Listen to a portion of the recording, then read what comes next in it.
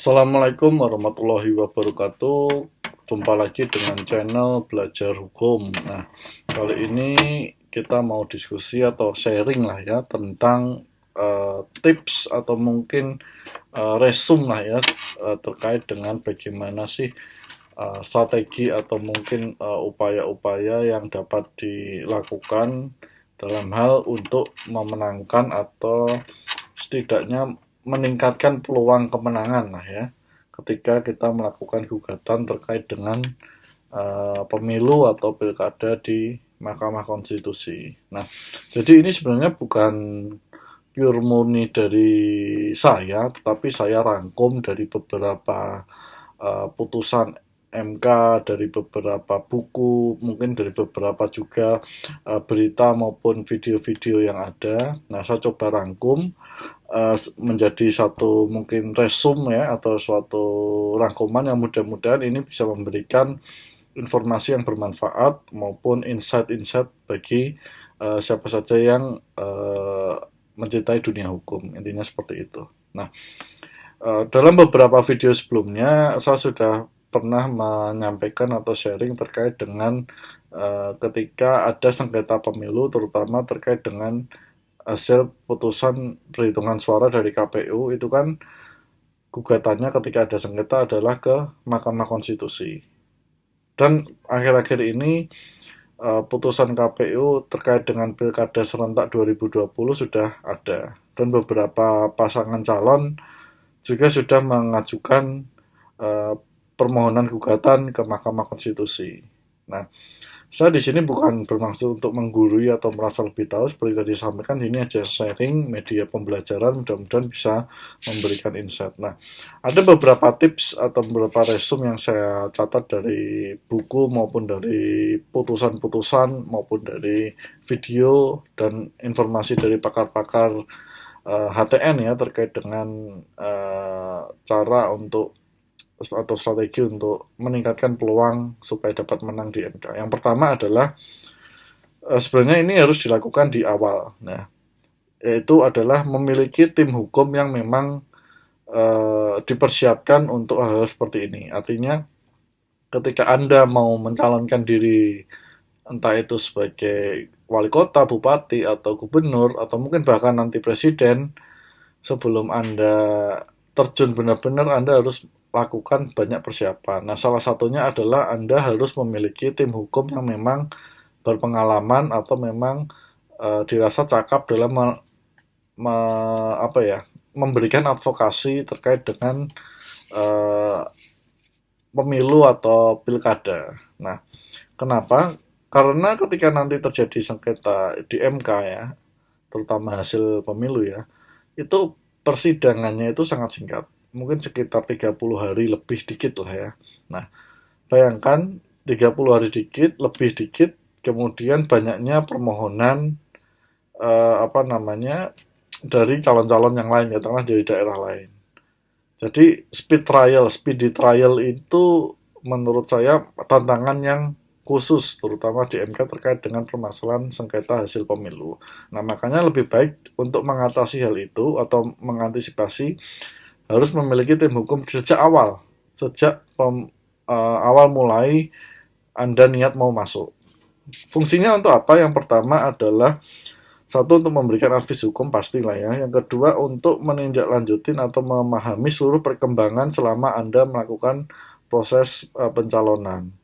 Kemudian mereka juga bisa melakukan gugatan-gugatan atau keberatan-keberatan atas hal-hal yang sifatnya administratif kepada Bawaslu, kemudian menata usahakan putusan-putusan entah itu keputusan KPU maupun keputusan Bawaslu ya, sehingga rincian kronologi dari sejak awal Anda masuk sebagai calon sampai dengan akhirnya muncul putusan dari KPU tentang hasil pemilihan suara dan mungkin sampai dengan sengketa ini, kronologinya lengkap, data-datanya lengkap, dokumennya lengkap. Nah, itu akan sangat membantu dan menghemat waktu ketika Anda akan melakukan gugatan di MK ya.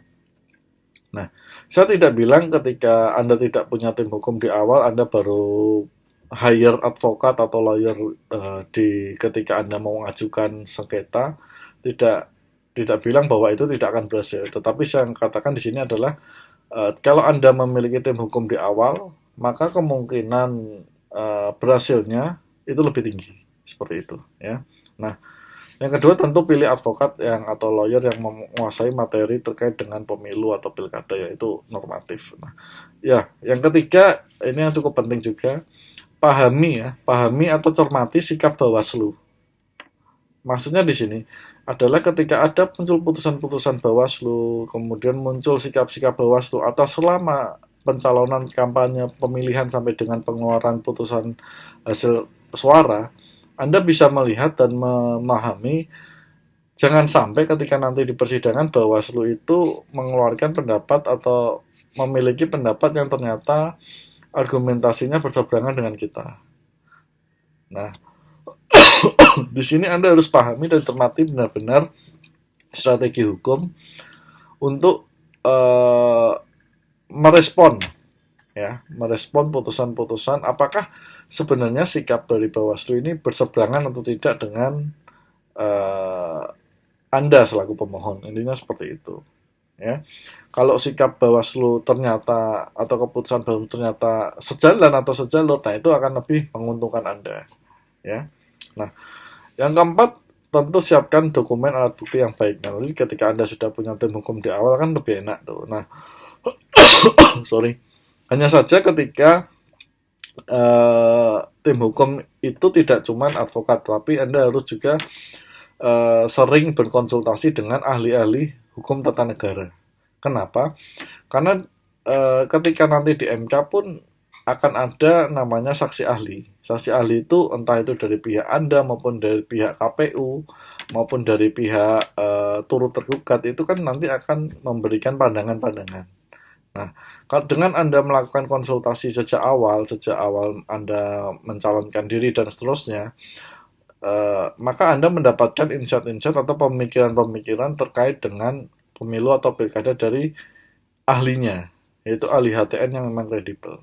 Nah, itu penting ya ketika nanti MK meminta saksi ahli. Sehingga apa yang Anda tuangkan, Anda masukkan dalam suatu posita atau petitum itu tidak melenceng jauh. Ya. Artinya sepemikiran dengan para ahli-ahli HTN itu akan membuat Anda posisi yang lebih baik. Memberikan posisi yang lebih baik ketika persidangan. Nah, kemudian yang kelima atau yang terakhir ya, ini menurut catatan saya ya, di sini sudah catat. Nah, Anda tentu harus menggunakan berbagai atau membaca lah ya, berbagai literatur terkait dengan putusan MK yang sejenis dengan permasalahan Anda. Contoh katakanlah terkait dengan sengketa pilkada atau sengketa pemilu lah, apapun itu. Nah, Anda harus cari dokumen-dokumen yang di situ mirip. Nah, dalam putusan-putusan MK itu kan dituangkan ada argumentasi dari hakim-hakimnya. Nah, biasanya argumentasi dari hakim-hakim itu bisa Anda gunakan untuk permohonan Anda atau Anda masukkan. Kenapa? Karena biasanya hakim konstitusi itu argumentasinya atau kita dengan membaca putusan MK yang sebelumnya kita jadi tahu jalan berpikirnya. Ya. Jadi dengan membaca itu kemudian mempelajari argumentasi dan memang kalau memang argumentasinya cocok dengan permohonan Anda atau posisi Anda, maka Anda bisa masukkan itu dalam gugatan Anda. Nah, itu akan lebih memberikan posisi Anda yang lebih baik. Ya. Nah, ada banyak argumentasi terkait dengan putusan-putusan MK terkait dengan pemilihan umum. Contoh seperti argumentasi STM, sistematis, terstruktur dan masif. Itu ada argumentasinya di putusan MK. Ada juga argumentasi terkait legal standing. Ada juga argumentasi terkait penggelembungan suara. Argumentasi terkait aparat yang tidak netral. Itu ada semua di putusan-putusan MK. Nah, Anda tinggal cari, Anda lihat mana yang kiranya menguatkan posisi Anda.